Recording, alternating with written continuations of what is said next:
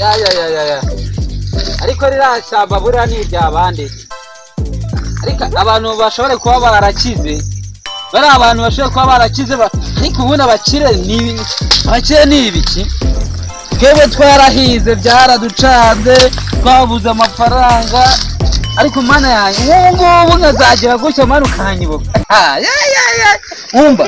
uzi ukuntu nazakira najya nyenyerera hado nawe nibwo nazongera gukenyera ni kugira igipana nyigeze ngo maze ubundi wumva nazabikora yewe nazabikora ndamutse mukire nazajya mvuga ati mva nazagabira abantu inka ihene amatungo ndetse mbona ariko se mana yanjye umuhigo yewe ini zahabu yanjye ini zahabu mana we bwa bukire se ubumaye se ini zahabu bambwiye kiremera ni zahabu izahabu mana we ndagiye gushaka umuntu yimfasha ndagiye gushaka umuntu yawe ndabona umuntu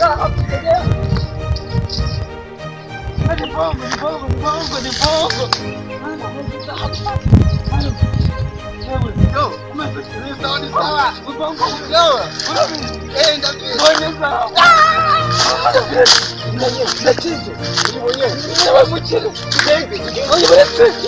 nawe mukinde iteruye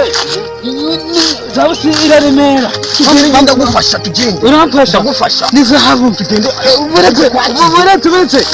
buretse baragitanga tugende hari akantu kujya ariko mwana utayintwara niyanjye se turayigabana kure ndi buguteruze oya kundereza gusana ninjye wayicukuye ndayumva unyumva nkubwire iraremeye tugende ndagufasha urangenera uraza kungenera kanaba mu miliyaridi ubwo se urangenera ngahe ndagwijana ryo gona nta kibazo uraza gusa ndaguteruza aho twiruka irihe itawo twagiye umva nkubwire kiratero aya amamiliyaridi yanjye ntago bayarima aho ya bongo cengo ni zahabu bambwiye ko iba mu kintu cyerera dore kirererana dore ni kiriya kirererana cyane zahabu hano niho duterure zahabu we yanjye bana we buretse na neza kinigi